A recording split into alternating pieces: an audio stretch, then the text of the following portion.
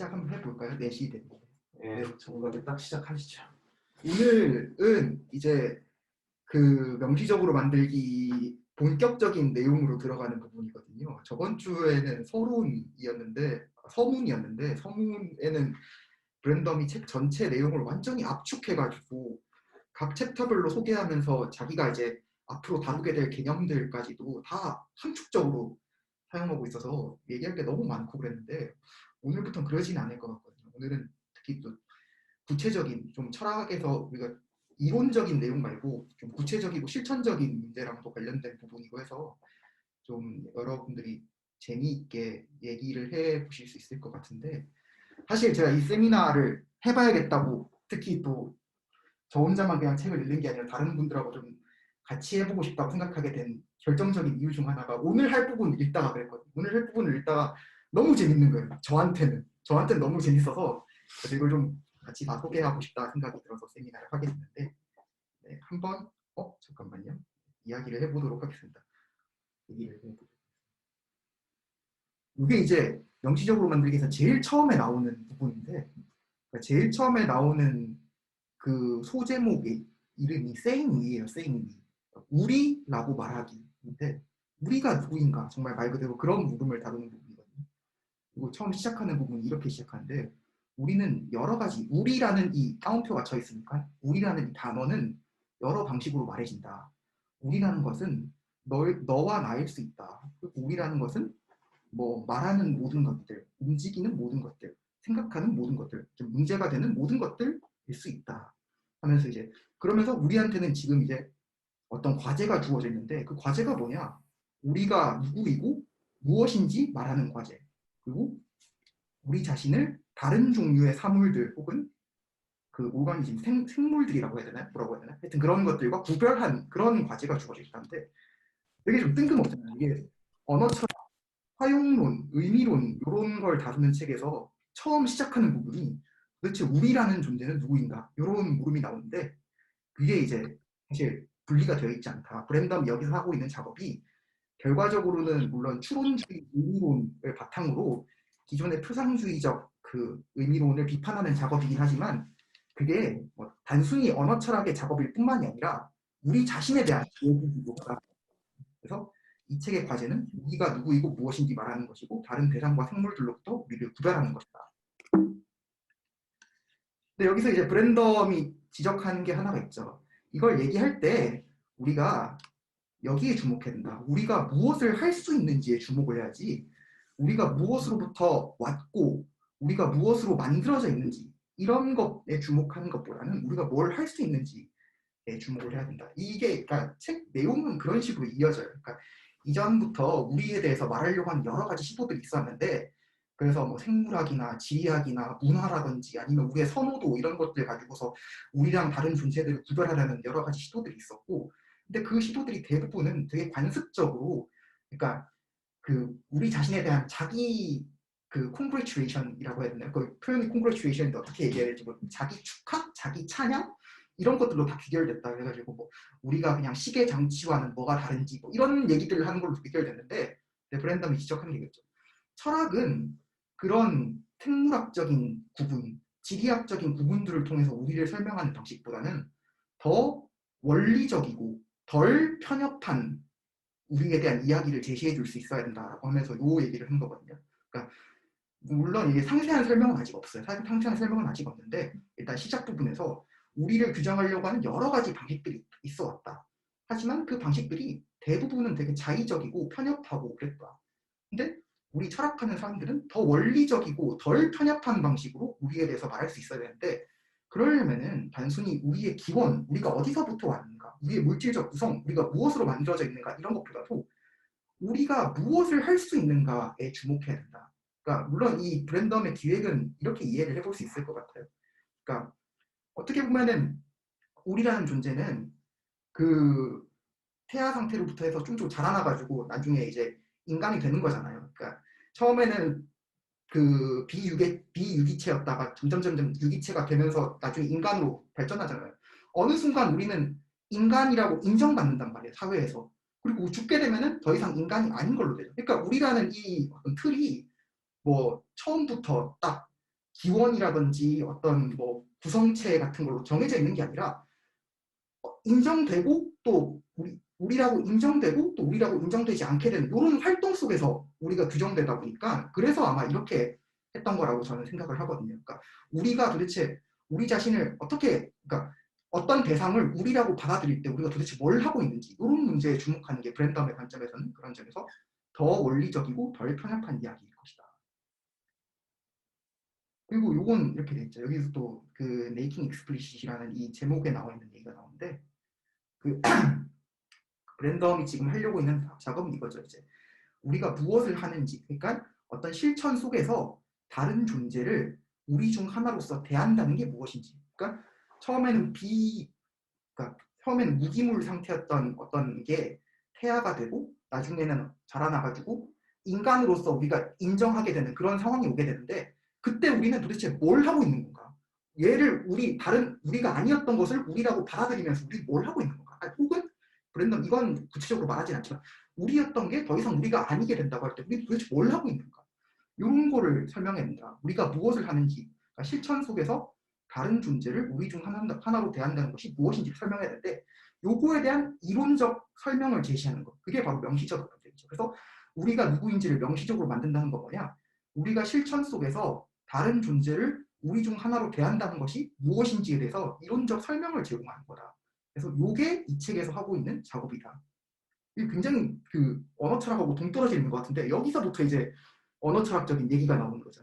그래서 브랜덤이 우리는 도대체 누구인가? 우리가 도대체 다른 존재를 우리로 받아들이고 있을 때 뭘 하고 있는가를 고민하면서 한 가지 전통적인 대답 중에 하나를 고찰을 하거든요. 전통적인 대답이 뭐냐? 우리는 합리적 존재이다. 인간은 합리적 존재이다라는 그 대답에 대해서 브랜덤이 그 아주 그리스 시대부터 내려온 고대 그리스부터 내려온 그 대답을 고찰하면서 그 대답에 담긴 의미가 뭐냐? 그 대답이 어떤 현상을 우리한테 보여주고 있느냐를 얘기를 하거든요. 그러면서 여기 핵심적인 몇 가지 개념들이 나오죠. 의미, 이해, 개념, 합리성.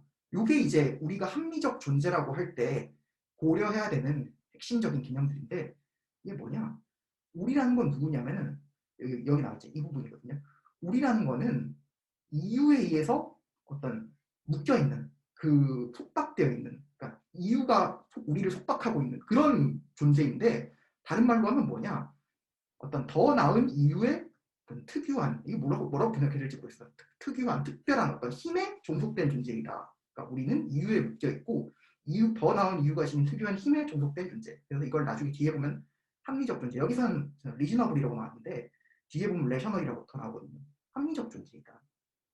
이 얘기를 하거든요. 그러니까 이게 간단하게 얘기해서 그거죠. 우리는 그 논쟁 같은 거 해보면은 말빨이 좋은 사람들한테 굴복할 수밖에 없잖아요.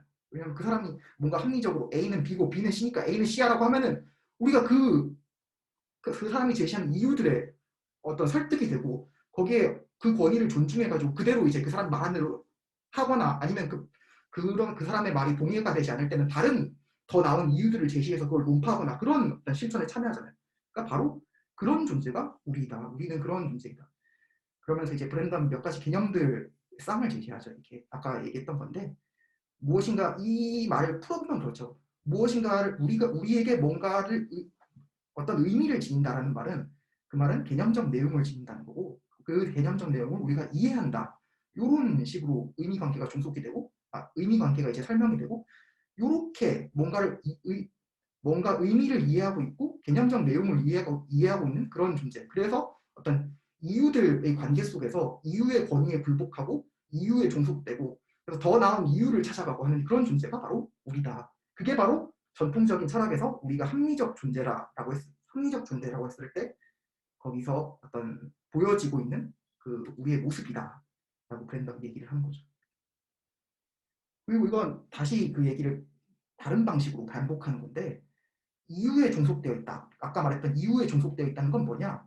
이유의 권위에 종속되어 있다는 걸 의미하고 이유의 권위에 종속되어 있다는 건 뭐냐? 규범에 여기서 말하는 규범이라는 거는 그 저번 시간에 얘기했던 걸로 하면 암묵적 규범이고 좀 더 그걸 구체적으로 내용으로 설명하자면 추론적 질서, 추론적인 규범인 거죠. 어떤 이 이유에 따라서 뭔가 다른 걸 해야 되고 그 이유에 따라서 또 다른 걸 해야 되는 그런 어떤 추론 관계들이 있고 그 추론 관계들이 우리한테 어떤 규범으로서 주어지는데 우리가 그런 규범들에 종속되어 있다. 그리고 규범의 권위에 종속되어 있다.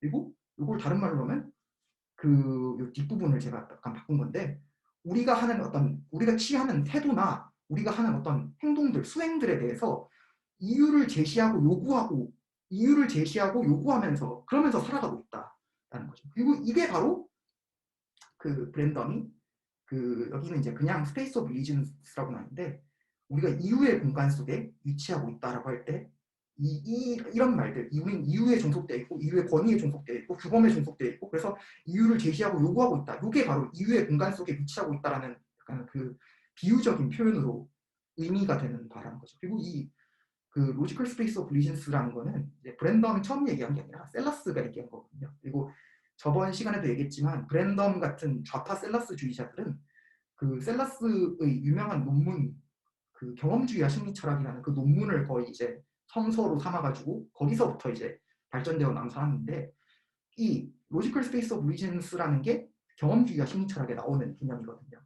그래서 요 개념을 가지고서 우리가 이유에 종속되어서 살아가고 있다는 걸 브랜덤이 설명하는 거죠.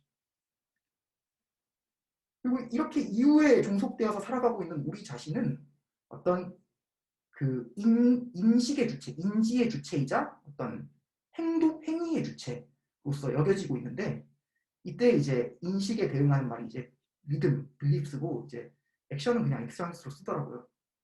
그러니까 이게 뭔 소리냐면은 우리가 그 이유들의 질서에 따라서 그리고 이유의 권위에 따라서 살아가고 있는데 이때 이 이유라는 게 우리가 뭔가를 그 생각하게 하고 우리가 뭔가를 행동하게 하는 어떤 그런 원천이 된단 말이에요.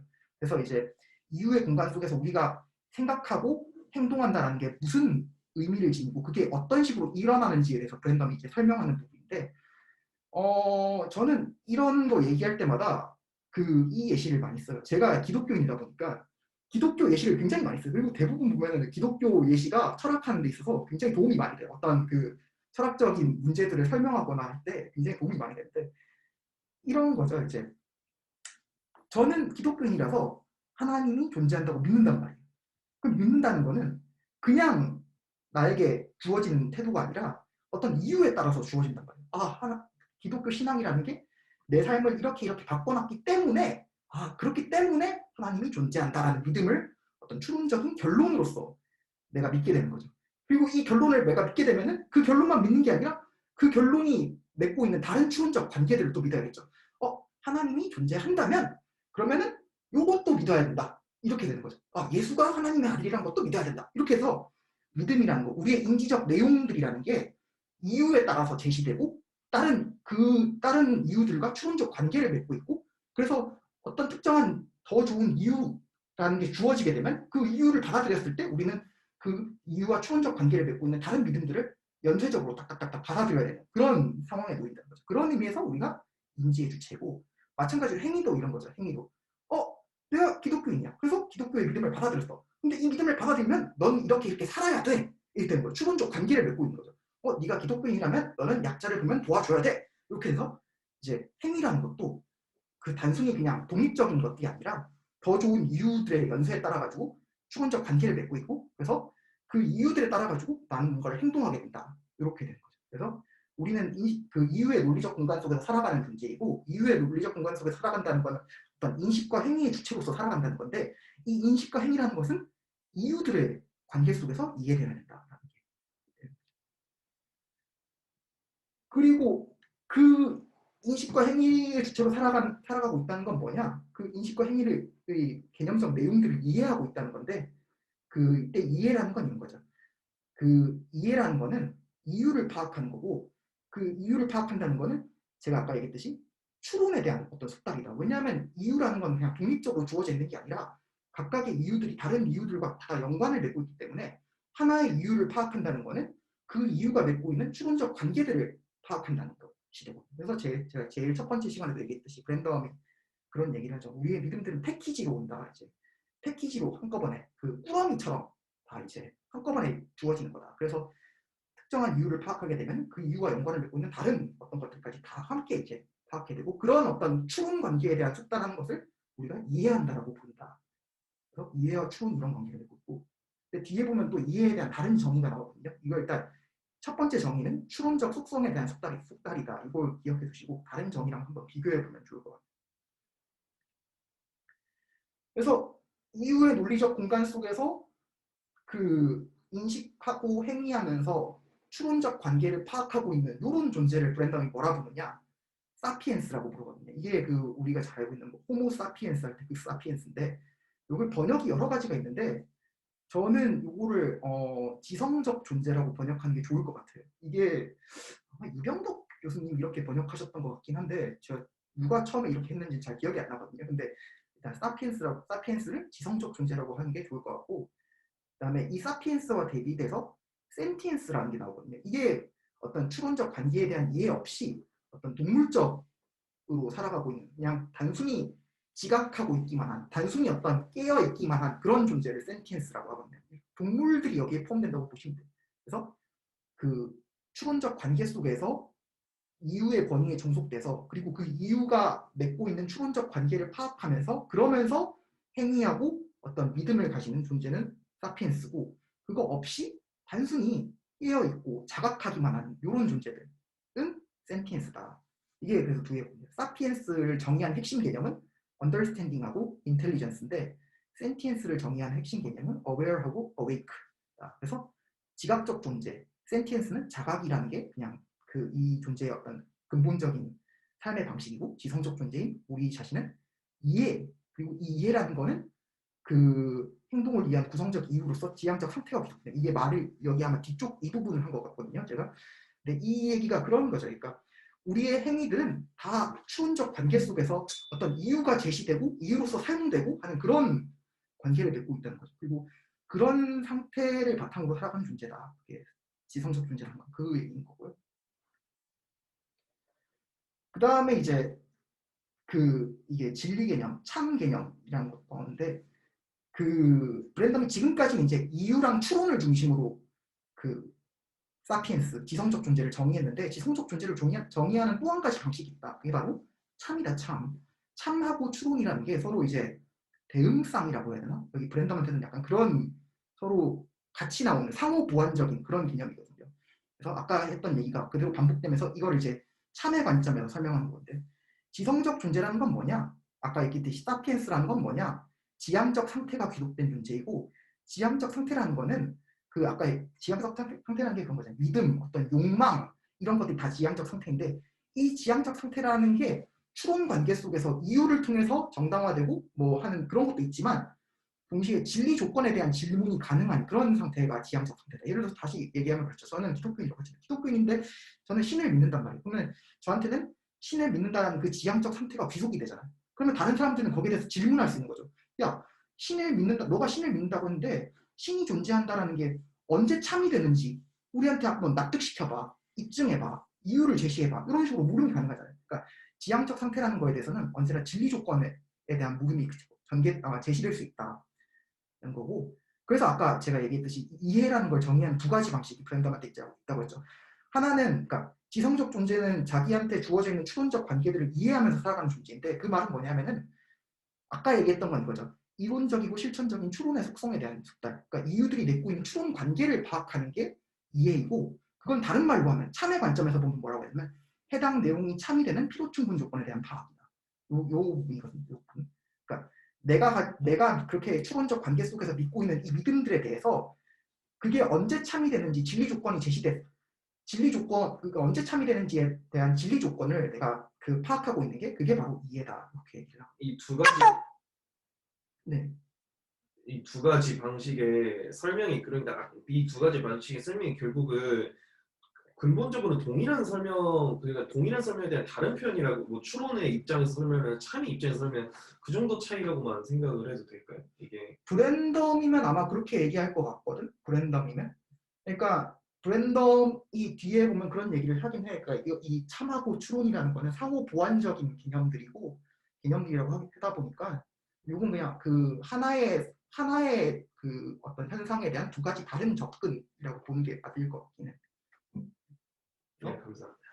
어쨌든 그 추론주의 안에서는 요 참이라는 것과 추론이라는 게 서로 두 가지 커다란 기둥을 이루고 있고 그래서 우리 자신을 추론이라는 관점에서 설명할 수도 있고 참이라는 관점에서 설명할 수 있다. 추론이라는 관점에서 설명하게 되면 우리는 이유의 공간 속에서 이유가 맺고 있는 그 관계를 파악하는 존재인 거고, 참의 관점에서 설명하게 되면 우리는 우리가 가지고 있는 그 우리에게 귀속된 지향적 상태들이 언제 참이 되는지에 대해서 파악하고 있는 그런 존재인 거다. 그 다음에 이렇게 추론하고 참 개념은 명제적 내용을 통해 표현이 된다. 명제적 내용을 지닌다는 얘기가 나오거든요. 그래서 이 명제적 내용, 그러니까 명제적 내용이란 게 뭐냐? 브랜덤이 이런 식으로 설명하죠. 평서문, 디클레러티브라고 해야 되나? 이게 모르겠어요. 발음을 어떻게 해야 될지 모르겠는데, 요 평서문을 통해서 표현이 되고, 여기엔 대절이 귀속된다. 뭐뭐라고, 뭐뭐라는, 뭐뭐임 같은 이런 거죠. 그러니까 I believe that 블라블라블라 하면 나는 블라블라블라를 믿는다. 그러니까 이런 식으로 대절이 귀속되고 평서문 형태로 표현되는 그런 명제적 내용을 통해서 우리의 추론이나 진리가 표현된다라는 얘기고. 근데 이게 이제 브랜덤이 우리를 바라보는 기본 관점이거든요. 우리는 어떤 존재냐? 우리는 이유에 종속된 존재다. 이유를 통해서 맺어져 있는 어떤 추론 관계를 파악하고 있는 존재다. 그 추론 관계에서 우리에게 주어지는 그 어떤 규범들에 굴복하는 존재다. 인데, 그래서 이걸 이렇게 얘기하죠. 우리는 이유를 만드는 존재이고 이유를 담지하는 존재이다. 그다음에 참을 추구하는 존재이고 참에 대해서 말하는 존재이다. 이게 브랜덤의 추론주의가 바라보는 우리 자신의 모습이거든요.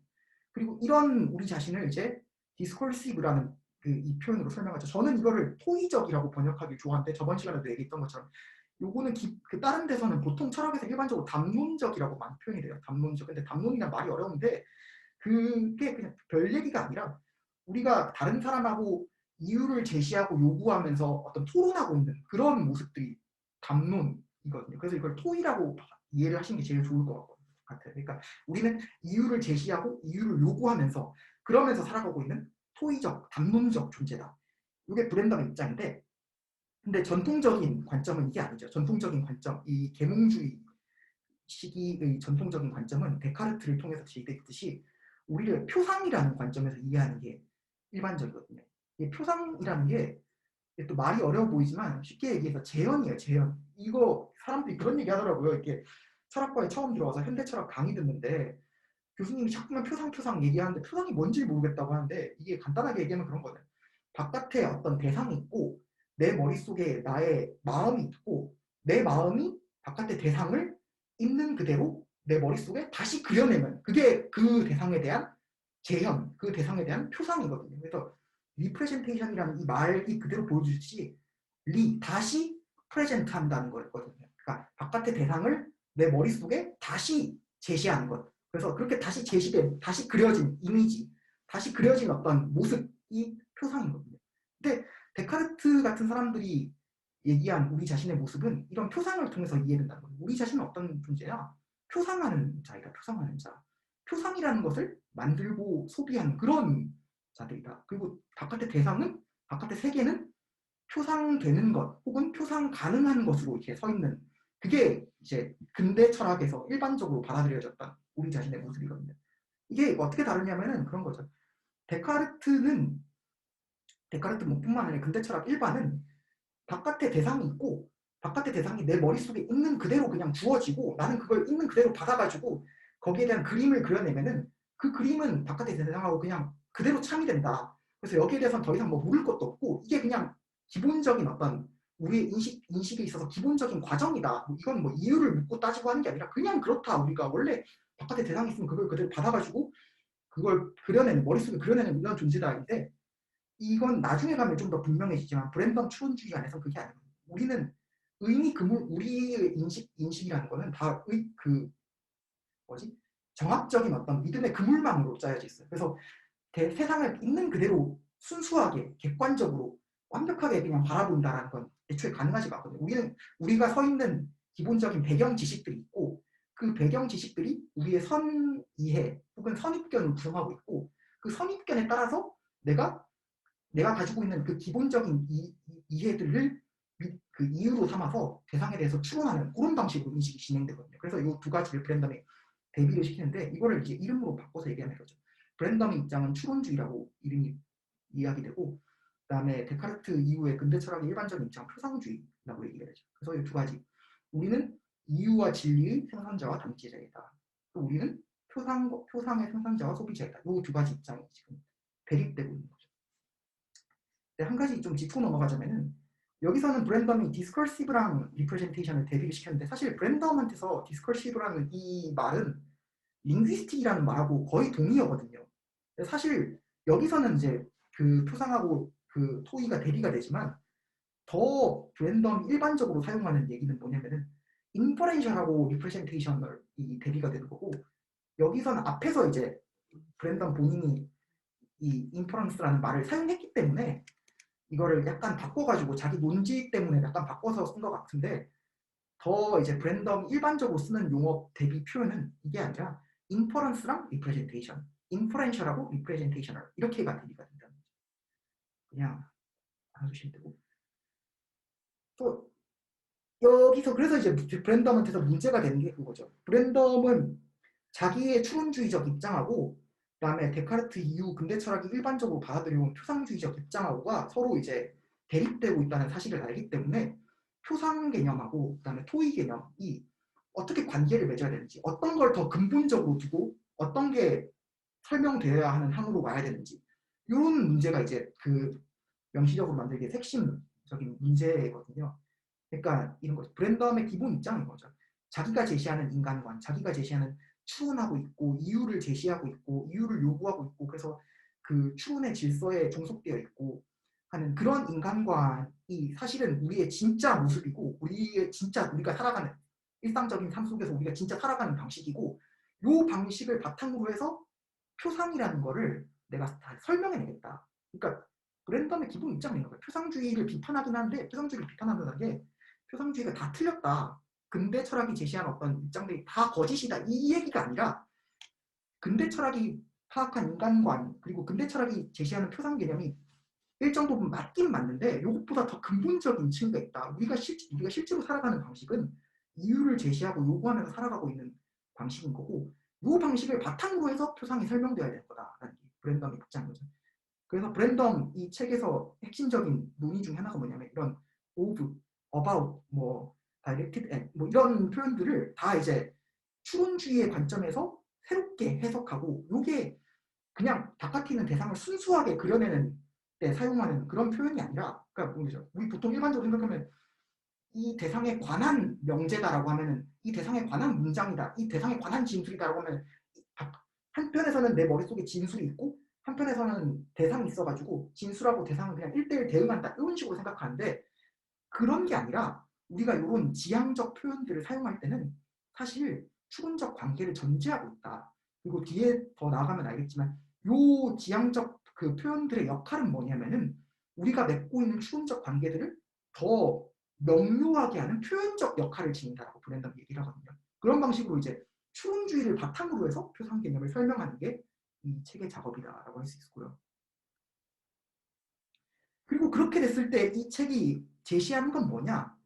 이게 언어적 실천을 위한 충분 조건을 제공한다는 건데, 이게 한마디로 뭐냐면은 그래요. 이게 우리가 언어를 사용하고 있다라고 했을 때 어떤 조건이 만족되어야 우리가 언어를 사용하고 있다라고 할 수 있는지를 제시한다는 거거든요. 그러니까 이게 왜 나오는 거냐면, 아까 얘기했지만 처음에 나온 얘기가 그거잖아요. 우리라는 존재는 누구인가라고 했잖아요. 근데 브랜덤이 지적한 거는 그 우리라는 존재는 이유를 파악하고 있는 존재이고, 그 이유를 파악하면서 추론적 관계 속에 들어가 있는 존재이고, 그 추론적 관계 속에서 진리에 대한 문제를 제기하고 있는 존재이다. 그리고 이걸 한마디로 말하면, 다른 방식으로 표현하면 언어적 실천에 참여하고 있는 존재다라고도 다른 얘기로 할 수 있거든요. 그러니까 우리라는 것은 그런 이유를 파악하고 있는 존재이고 진리를 묻고 있는 존재이고, 그런 존재를 지향적 존재라고 부르는데, 그 지향적 존재라는 것, 이 지향적 존재라는 거는 한마디로 얘기해서 그 이유의 공간 속에 들어가 있는 존재이고, 그 이유의 공간이라는 게 바로 이제 여기서는 이제 linguistic practices라고 되어 있는 거죠. 언어적 실천에 참여하고 있는 존재가 지향적 존재다. 그렇기 때문에 이 언어적 실천을 만족시키는 조건이 무엇인지에 대한 어떤 논의와 우리가 누구인지에 대한 논의가 서로 분리가 되지 않는다. 여기서 제시되고 있는 작업은 언어 철학적인 작업이고, 더 구체적으로는 화용론과 의미론에 대한 작업인데, 그 작업을 통해서 나는 언어적 실천이 되기 위한 조건이라는 걸 제시할 거고, 이 언어적 실천이라는 게 가능하기 위한 조건이라는 게 바로 언어적 실천 안에서 살아가고 있는 지성적 존재로서 우리 자신이 누구인지를 설명하기 위한 조건이다라고 얘기를 한 거죠. 그래서 이 뒤에 나와 있지만 언어적 실천이란 건 뭐냐? 이제 어떤 우리의 표현이나 수행이나 태도에 명제적 내용을 제공하는 그런 실천이고, 우리의 표현이나 수행이나 태도에 명제적 내용을 제공한다는 거는 지향적 상태를 제공한다는 거고, 그 지향적 상태를 제공한다는 건 바로 지성적 존재가 참여하고 있는 그런 어떤 것으로서 표현, 수행, 태도를 이해한다는 거고, 그렇기 때문에 언어적 실천이라는 거는 지성적 존재가 개입하는 실천이다, 이렇게 되는데, 그러다 보니까 사회적 실천이 언어적 실천으로 여겨지기 위한 충분 조건을 제시한다는 거는 결국 그러니까 지성적 존재가 정의되기 위한 충분 조건을 제시한다는 거거든요. 그리고 이게 바로 이 브랜덤의 기본 기획이고, 이게 바로 브랜덤 철학이 가장 많이 비판받는 부분이기도 하거든요. 제가 저번 시간에도 한번 얘기했는데, 그러니까 자기가 하고 있는 작업이 언어적 실천의 충분 조건을 제시하는 작업이다라고 브랜덤이 얘기했을 때, 브랜덤 본인은 자신의 이 작업을 어떤 얘기를 하냐면은, 그러니까 대단히 과감한 주장이라고 본인 스스로도 인정을 해요. Big bold claim이라고 하는데, 그러니까 내가 이 책에서 제시하는 모든 작업들은 언어적 실천의 충분 조건이다, 더 나아가면 필요 충분 조건이다, 이런 얘기를 하거든요. 근데 그게 이제 논란이 될 수 있다는 거죠. 네가 뭔데 언어적 실천을 위한 충분 조건을 그렇게 볼 수 있냐? 너는 도대체 어떤 특권적 위치를 상정했길래 그런 거를 판단할 수 있는 위치에 있다는 거냐? 이게 항상 브랜덤한테 제시되는 어떤 비판 중에 하나거든요. 근데 어쨌든 브랜덤 본인의 기획은 이런 거다. 그리고 지금까지 봤던 게 보면 7조까지 내용이거든요. 7조까지 내용인데 되게 재밌는 게, 7조까지 내용이 이 책 제일 앞부분에, 본론에서 제일 앞부분에 해당하는 내용인데, 이게 이 책 제일 마지막 부분하고 이어지거든요. 그래서 한번 책 있으신 분들은 한번 살펴보시는 게 좋을 텐데, 이게 제일 마지막 부분, 650쪽에 나오는 제일 마지막 문단이에요. 근데 이 제일 마지막 문단에서 브랜덤이 책의 결론을 어떻게 내리냐면은, 지금까지 우리가 했던 건 뭐냐? 언어와 마음과 논리에 대한 표현적인 설명이다. 그리고 이 표현적인 설명이라는 게 바로 우리가 누구인지에 대한 설명이다. 이런 거죠. 언어 철학적인 이 작업이 그냥 언어 철학만의 논의가 아니라 우리 자신이 누구인가에 대한 논의다. 그리고 이렇게 밝혀진 우리 자신이 누구인가? 우리는 사피엔티다. 그러니까 지성적 존재이다. 그리고 지성적 존재라는 거 다른 말로 하면 뭐냐? 합리적이고 표현적이고 토의적인 그런 존재이다. 동시에 우리 그렇게 언어의 규범을 이해하고 추론 관계를 이해하고 진리 조건을 이해하면서 살아갈 뿐만 아니라, 그렇게 이해한 것들을 논리적 어휘를 통해 표현할 수 있는, 이건 저번 시간하고 저저번 시간에도 얘기했는데, 로지컬하고 논리적이고 자기 표현적인 존재이다, 이렇게 돼요. 그리고 여기서 이렇게 돼요. 이 책 제일 마지막 문단이에요. 그래서 우리는 단순히 그것을 명시적으로 만들 뿐만 아니라 우리 자신을 명시적으로 만든다. 그것을 명시적으로 만드는 것처럼, 그러니까 우리 토의의 주제만을 명시적으로 만들 뿐만 아니라 그렇게 하고 있는 우리 자신을 명시적으로 만드는 그런 존재라는 거죠. 그래서 이 뜻이 언어, 마음, 논리에 대한 표현적 설명이라는 건 우리가 누구인지에 대한 설명이고, 그래서 그 결론으로서 우리는 누구냐? 우리는 합리적, 표현적, 토의적 존재이고, 논리적이면 자기 표현적인 존재이다. 그래서 우리는 대상을 명시적으로 만들 뿐만 아니라 우리 자신을 명시적으로 만든다가 이 책의 결론이라고 할 수 있습니다. 그러니까 굉장히 뭐라고 해야 될까? 오늘날에는 찾아보기 힘들 만큼 거대한 작업이고, 그 거대한 작업인 동시에 굉장히 또 철학적인 어떤 근본적인 질문을 던지는 작업이고, 그 근본적인 질문을 해결하기 위해서 상당히 이론적인 언어 철학적 논의를 도입하는 내용이고, 그걸 도입해가지고 거의 뭐 700쪽짜리의 구조물을 밑에서부터 하나하나 이유라는 개념이 뭔지, 추론이라는 개념이 뭔지, 진리라는 개념이 뭔지, 이해한다는 거의 개념이 뭔지, 이런 개념들을 먼저 딱 정의를 한 다음에 하나하나 쌓아 올라가는 이런 작업이거든요. 정말 그 현대 철학 안에서 보기 드문 거대한 이론 건축의 작업이고, 제가 이 부분을 읽으면서 야, 이건 정말 멋있다. 이건 거의 뭐 칸트 기획의 순수이성 비판 기획에 버금갈 만큼, 뭐 토마스 아퀴나스 신학대전의 기획에 버금갈 만큼 엄청나게 거대하고 엄청나게 멋있는 작업이라는 게 감동해서, 그래서 이걸 좀 나눠보고 싶었습니다. 네. 저는 기본적으로 브랜덤식의 이런 생각에 동의를 하는데 이제 약간 요즘 말로 억가를 한번 해보자면은 이게 그러니까 이제 제가 머릿속에서 떠오르는 예상되는 약간 억가를 해보자면은 막 윤리적으로나 아니면 약간 존재적으로 인간에 대한 규정을 너무 이성주의적으로 하는 거 아니야? 뭐 예를 들어서 뭐 이제 태어났을 때부터 어떤 어떤 그런 추론적 능력이 결여돼가 어쩔 수 없는 그 유전적인 그런 문제나 그런 환경 때문에 그게 나온 사람도 있을 수 있을 거고 또 예를 들어서 태어난 아기들 같은 경우에는 추론을 할 수가 없는 상태잖아요. 물론 제가 얼핏 보기로는 브랜덤이 그런 문제도 이제 다루긴 하는데 그럼 아이와 같은 경우도 그렇다고 해서 그런 존재들을 인간이라고 할 수 없다고 하면은 이제 그거는 상당히 비윤리적인 생각일 수도 있지 않겠냐. 제가 말하고도 참 저는 이런 주장이 마음에 안 드는데 아니 근데 네. 충분히 그런 주장이 제기될 수 있고 오늘 당연히 그런 얘기를 한번 해봐야 될 것 같다고 생각을 해서 좀 가져온 거거든요. 혹시 다른 분들 어떻게 생각하시나요? 브랜덤식의 주장이 충분히 인태가 얘기한 것처럼 너무 이성주의적으로 인간에 대해서 얘기하고 있다라고 비판이 제기될 수 있을 것 같긴 해요.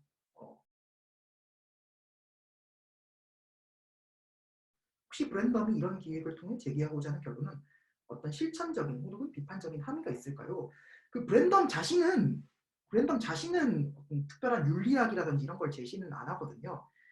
모르겠어요. 제가 모르는 걸 수도 있는데 제가 브랜덤 책을 다 읽어본 것도 아니고 근데 다만 이걸 가지고서 윤리적인 논의들에 적용시키려는 시도들은 있긴 있는 것 같아요. 그것도 제가 다 찾아보진 않았는데 제가 예전에 한번 봤던 거는 법 철학 같은 데서 이런 걸 되게 가져오는 케이스는 있었거든요. 근데 어떻게 사용하는지는 잘 모르겠어요. 근데 다만 하버마스가 연상되도록 하버마스가 연상되죠. 그래서 이 책을 가지고 있으신 분 알겠지만 이 책 뒤편에 보면 추천사가 있거든요.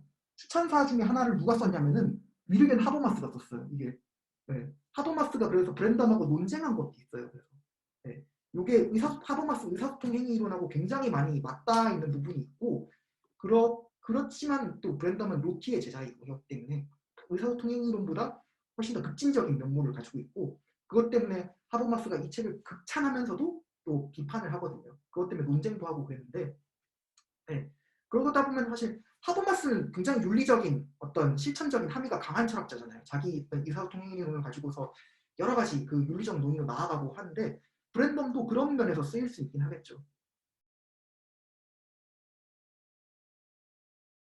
이성주의는 아니고 인간의 이성적 능력을 참이라고 받아들이고 인간의 참인 능력에서 자신의 철학적 통찰을 이끌어낸다는 인상이에요.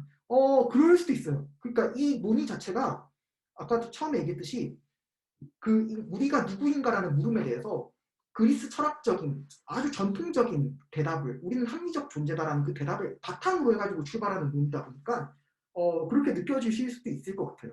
그러니까 인간의 이성적 능력을 참이라고 받아들이고 출발하는 논의 맞는 것 같아요. 그럴 수도.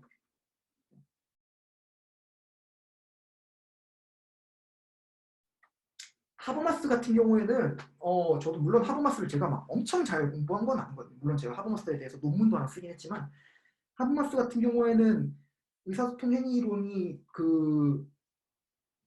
이상적 담화 상황에서 이상적 토의 상황에서 의사소통이 진행되게 됐을 때 하나의 객관적인 합의에 도달하게 될 거라고 얘기하거든요. 하버마스가 약간 좀 이상주의적인 기질이 있어요. 그래서 아무런 권위도 없고 시간 제한도 없는 그런 상황에서 의사소통이 진행되면은 우리는 상대편에 대해서 우리가 제시하는 어떤 그 명제에 대해서 우리가 제시하는 타당성 주장에 대해서 너는 예 아니오로만 답해라. 예 아니오 하다 보면은 언젠가는 그 완결된 결론에 도달할 수 있을 거라는 이런 믿음을 갖고 있는데 그래서 하버마스 같은 경우는 약간 퍼스적인 아이디어에 가깝죠. 하버마스 퍼트넘 약간 이런 식의 아이디어인데 이 사통이 쭉쭉 진행돼서 하나의 객관적인 참이 있고 이 참에 우리가 언젠가는 도달하게 될 거라는 생각을 하거든요. 저는 그렇게 이해해요. 하버마스를. 근데 브랜덤은 그런 건 없죠. 브랜덤은 그런 식으로 우리가 도달할 만한 바깥의 참이 따로 있다고 하지 않죠. 그래서 하버마스의 중요한 논문집 중에 하나가 진리와 정당화라는 논문집이 있어요. 그 번역도 되어 있거든요. 잘 돼 있어요. 번역이.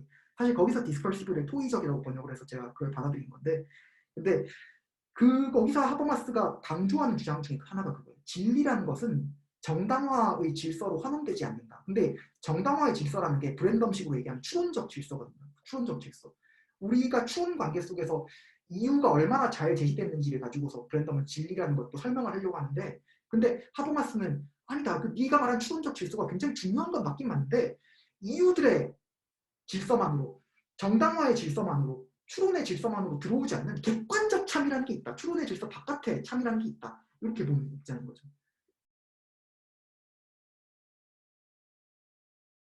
질문이 많아서 정말 죄송합니다만 지금 보이는 화면 네 번째 줄이 혹시 브랜덤이 인간의 표현적 행위를 언술로 국한하고 있는 건 아니겠지요? 네 번째 줄이면은 하나, 둘, 셋, 넷. 지금 요 요거겠네. 밑줄 부분 요거 이제 디스콜시빙이라고 했을 때, 근데 브랜덤 같은 경우는 이게 그래서 언술, 어설션, 언명이라고 번역하거든요. 그 어설션이 언명이라고 보통 번역하는데 브랜덤은 표현적 행위를 언술에 국한한다고 봐도 될 것 같아요. 적어도 언술로부터 출발해가지고 언명으로부터 출발해서 다른 표현적 행위들이 설명돼야 된다라고 보는 입장이거든요. 그리고 이게 사실 브랜덤을 또 외부에서 비판하는 핵심적인 그 맹점 중에 하나예요. 브랜덤은 우리의 추론적 관계라는 게 가장 기본에 있는 질서이고, 이 추론적 관계라는 건 명제적 내용으로 이루어져 있고, 이 명제적 내용이라는 것은 그 assertion의 형태로 표현이 된다. 그러니까 언명의 형태, 언술의 형태로 표현이 된다. 그래서 언술이라는 게 우리 삶의 가장 기본적인 그러니까 행위들이고, 다른 표현적 행위들, 다른 지향적 상태들은 이 언명을 통해서 이어져 있는 추론 관계를 바탕으로 설명돼야 되는 파생적인 것들이다라고 보는 입장이거든요.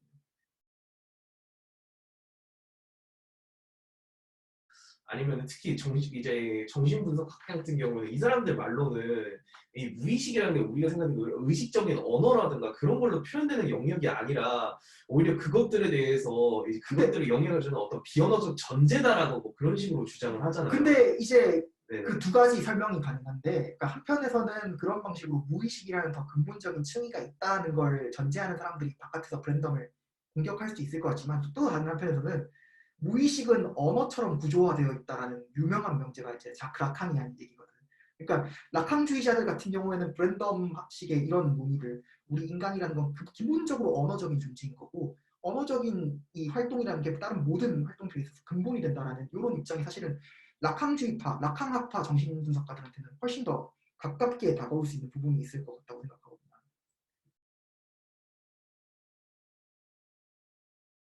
오늘은 프레젠테이션이 많아가지고 거기서 대부분 다 이제 제가 표시해놓은 부분을 설명을 했어요. 근데 다른 그냥 지나가면서 얘기할 만한 것들은 이런 거죠. 이 책이 어떻게 되었느냐. 네, 아까 얘기했듯이 처음에 시작부분 우리라고 말한다는 게 뭔가 이런 걸로 시작을 하고, 그래서 이게 아까 제가 인용했던 부분이고, 이게 그 보면은 생물학이나 지리학이나 문화나 뭐 기호도 같은 것들로서는 지금까지 어떻게 구분을 해왔는데, 근데 philosophical thought, 그 철학적인 생각이라는 거는 그것보다는 더 근본적이고 더 이제 덜 지엽적인 그런 걸 찾아야 된다라는 얘기가 나오는 거고요. 그리고 우리가 누구인지에 대한 이 물음을 브랜덤이 뭐 이런 식으로 정리를 하죠. 어떤 것이 우리 중에 하나로 올바르게 여겨지기 위해서는 무엇이 참여해야 된다. 그러니까 우리가 아니었던 대상을 우리가 우리로 여길 때 그때 우리는 뭘 가지고 우리라고 하는가, 우리가 하고 있는 활동이 뭔가 이런 거에 주목을 해보자. 그래서 뒤에 나오는 거죠. 우리가 하고 있는 무엇을 하고 있는지에 주목을 해야지 어디서 왔고 무엇으로 만들어져 있는지 이런 데에 주목하는 게 여기서는 핵심이 아니다 얘기가 나오고, 그래서 이게 아까 인용했던 거죠. 우리가 누구인지를 우리 자신에게 명시적으로 만든다는 건 뭐냐면 다른 사람을 우리 중 하나로 실천 속에서 다룬다는 것이 무엇인지에 대해 이론적으로 설명한다는 것이고, 그래서 여기 사피엔스라는 개념이 나옵니다. 우리는 사피엔스다 하면서 아까 제시했던 핵심적인 말들이 나오거든요. 의미한다, 개념적 내용, 이해라는 게 다 이제 수론주의적 방식으로 설명되는 거고, 그래서 우리는 리즈너블 빙이고, 그래서 우리는 그 이유에 묶인 그런 존재이고, 그 다음에 더 나은 이유에 어떤 힘에 종속된 존재이다. 그걸 다른 말로는 뭐냐? 규범적인 힘에 종속되어 있는 존재이고, 규범적인 힘에 종속된 존재이고, 뭐뭐 해야 한다라는 요 힘에 종속된 존재이다. 그리고 그런 의미에서 우리라고 말하는 건 뭐냐면 우리 자신을 이렇게 이유를 제시하고 요구하는, 여기는 그 표현이 안 나오죠. 여기는 그냥 스페이스 오브 리전스에 놓는 거고, 이 스페이스 오브 리전스에서 놓는다는 건 어떤 식으로 놓냐면은 이제 우리의 태도나 수행에 대해서 이유를 제시하고 요구함으로써 놓는다. 그리고 여기 이제 믿음하고 추론이 아니 믿음하고 행위 개념이 나오는 부분이고, 우리는 이 이유를 제시하고 요구하는 놀이 속에서 인식하면서 행동하는, 행위하는 지체인데, 근데 여기 하나 써놨어. 혹시 이거 번역하시는 분, 번역을 어떻게 해야 되는지 아시는 분 계신가요? 이렇게 보면은 액트랑 액션이랑 비헤이비어가 다르거든요. 근데 저는 이걸 어떻게 우리말로 번역을 해야 될지 몰라가지고 그냥 여기서는 아마 액션을 행위라고 하고 액트를 행동이라고 하고 비헤이비어는 안 나와가지고 그냥 남겨뒀거든요. 근데 이게 약간 그 사용되는 뉘앙스가 좀 다른 것 같아가지고 근데 어떻게 해야 될지 잘 모르겠어요. 저도 제가 이거 정확하게 아는 건 아니라서 혹시 아시는 분 있으면 얘기해 주시면 감사하겠습니다. 어쨌든 뭐 있고 여기 추론 개념이 나오고 그래서 우리는 센티엔스가 아니라 사피엔스다. 그 센티엔스는 자각하는 존재인데 사피엔스라는 건 이해하는 지성을 가지고 있는 그런 존재이다. 얘기가 나오고 그다음에 이걸 다른 관점에서 추론이 아니라 진리의 관점에서는 우리는 어떤 것을 참으로 떠맡고 있는 존재. 그러니까 제가 기독교인 얘기하는 거죠. 저는 기독교인으로서 하나님은 살아계신다라는 믿음을 참으로 떠맡고 있는 그런 존재인 거죠. 그리고 참을 만드는 존재. 그러니까 그런 식으로 이 진리에 대해서 계속 얘기하는 예수 믿으세요 하고 진리를 얘기하는 그런 존재인 거죠. 그러니까 뭐 이런 얘기를 할 수 있을 것 같고 그다음에 그래서 이해라는 걸 다른 관점에서 어떤 내가 가지고 있는 내용이 참이 되는 그런 필요 충분 조건을 아는 게 이해다라고 할 수 있을 것 같고 그리고 이건 명제적인 내용을 갖고 있다. 명제라는 거는 선언문으로 표현되고 여기에는 이제 대절이라는 게 뒤덮는다. 그리고 여기가 아까 나온 이게 자기의 어떤 그 토의적인 개념하고 근대 철학의 표상 개념하고가 반대되고 근대 철학은 이제 그 이런 뭐뭐에 관한, 뭐뭐에 대한, 뭐뭐를 향하고 있는, 뭐뭐를 지시하다, 뭐 이런 지향적 어휘들을 가지고서 이제 자기 철학의 가장 근본적인 개념으로 삼아가지고 이론을 구축했는데 이런 것들을 추론주의적 관점에서 다시 설명해야 된다. 이런 얘기가 있고 그리고 표상 개념에서 중요한 건 이제 표상의 정확성. 내가 가지고 있는 내 머릿속의 그림이 바깥의 세상을 얼마나 완벽하게 잘 정확하게 그려내고 있는지가 항상 문제가 됐고 그것 때문에 이제 표상되고 있는 것에 대한 그 응답 가능성 그 다음에 반응 가능성이라고 해야 되나 이거 뭐라고 해야 되나 이런 게 항상 문제가 됐는데 이런 것들이 아닌 방식으로 이런 어휘들을 설명하겠다는 게 브랜덤 기획이거든요. 그리고 하나 지향하는 얘기를 하려면 이 앤서러빌리티라는 이 표현이 사실은 이제 브랜덤 맥도웰 논쟁에서 핵심적인 그 표현이거든요. 맥도웰 같은 경우에는 그 앤서러빌리티를 인정을 하죠. 우리는 세계에 대한 응답 가능성이 있다. 세계라는 것을 지각하는 세계에 대한 지각, 퍼셉션에 등장한 어떤 의의를 두는데 브랜덤은 여기서 이걸 거부를 한 거죠. 앤서러빌리티를 거부를 한 거죠. 그냥 지나가면서 아시면 될 것 같고 그래서 이제 추론주의 관점에서 표상주의 개념들을 설명해야 된다는 게 문제가 되고 데카르트는 이런 설명에 실패를 했다. 왜냐하면 데카르트는 표상 개념을 그냥 너무 자명하게 설정을 했는데 바깥에 있는 대상을 우리가 머릿속에 있는 그대로 그려낼 수 있다는 이 생각을 너무 자명하게 설정했는데 이게 결코 자명하지가 않다. 왜냐하면 데카르트 같은 경우는 결국 회의주의에 빠지잖아요. 바깥에 대상이 정말 있는지 없는지 어떻게 알아라는 그 물음에 계속 빠지다 보니까 내가 대상을 그려낸다는 게 나에게 내 모든 표상주의 의미론에서 제일 근본에 있어야 되는 생각인데 근데 이 생각으로는 자신이 처음에 설정한 회의주의 그 모든 것에 대한 의심을 극복할 수가 없기 때문에 결국엔 실패하게 되고 그래서 이런 실패를 딛고 일어나서 우리가 어떻게 추론주의적으로 표상 개념을 설명해야 되는지가 이제 여기서 문제가 되고 있다는 그런 내용이 나오는 거고요.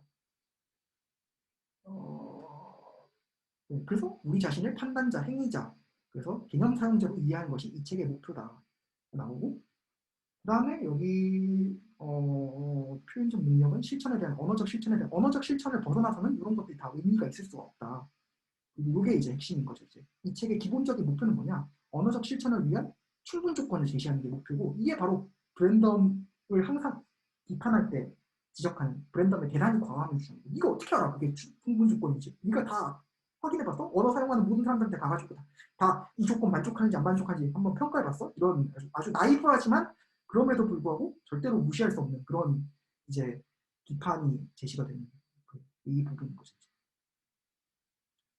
그리고 자기가 이렇게 하는 것들은 인간만 설명하는 게 아니라 브랜덤은 이걸 바탕으로 해서 이제 그 낮은 단계의 지향성, 그러니까 동물의 지향성 같은 거죠. 우리 집 뽀삐가 밥을 먹고 싶어 한다. 우리 집 뽀삐가 산책을 나가고 싶어 한다. 이런 것들도 추론적 관계 속에서 설명이 돼야 된다라고 했는데 브랜덤이 이걸 많이 얘기하느냐 뭐 하는지 모르겠어요. 그러니까 동물에 대해서 그렇게까지 막 많이 브랜덤이 글을 쓴 것 같진 않은데 근데 기본적인 입장은 이런 거인 것 같아요. 그러니까 뽀삐가 어떤 지향적 태도를 가지고 있다라고 내가 얘기할 수 있는 것도 주어진 어떤 이유들을 가지고 얘기한다는 거죠. 제가 하는 행동을 보니까 지금 뽀삐가 꼬리를 흔들고 있는 걸 보니까 꼬리를 흔들고 있는 걸 보니까 기분이 좋은 것 같다. 밥그릇을 나에게 물고 있는 걸 보니까 배가 고픈 것 같다. 이런 식으로 이제 특정한 어떤 이유들을 가지고서 증거들을 가지고서 추론을 전개해가지고 그러니까 너는 이런 거일 거지. 이렇게 하는 거다 보니까 기본적으로는 우리가 언어적 실천에서 하고 있는 행위가 먼저 나온 그 근본이 되는 거고 그걸 가지고서 다른 존재들한테 파생시켜서 적용하는 방식으로 그 낮은 단계의 지향성을 이해하는 것 같아요. 그래서 여기 나오는 어떤 기획의 어떤 중요한 부분이 이런 거죠. 미리 지향적 상태를 전제하지 않으면서도 그러면서 지향적 상태라는 게 어떻게 부여되는지를 설명할 수 있어야 된다. 자기가 설명하려고 하는 대상을 미리 전제해서도 안 되고 그러면서도 지향적 상태라는 게 어떻게 부여되는지에 대한 충분 조건을 서술할 수 있어야 된다. 그게 이 작업의 중요한 핵심적인 포인트다. 그러면서 좀 여기 재미있는 얘기가 나오는데 외계인이 지향적 상태를 표현한다고 진단할 때 화성에서 외계인이 왔는데 이 외계인이 뭔가 우리한테 말을 하고 있다. 혹은 컴퓨터가 지향적 상태를 표현하도록 프로그래밍 할 때 감각적 동물이 지향적 상태를 여기 감각적이라고 지각적이라고 저는 보통 했는데 지각적 동물이 지향적 상태를 표현하도록 가르칠 때 무엇이 개입할 것인지 고려하는데 필요한 가이드를 제공할 것이다. 뭐 이런 얘기, 자신의 이런 논의들이 외계인이나 컴퓨터나 동물의 지향성에 대해서 우리가 얘기를 하거나 고려할 때 필요한 어떤 기준이 뭔지에 대한 논의까지도 나아갈 수 있다. 이런 얘기를 하는 거죠.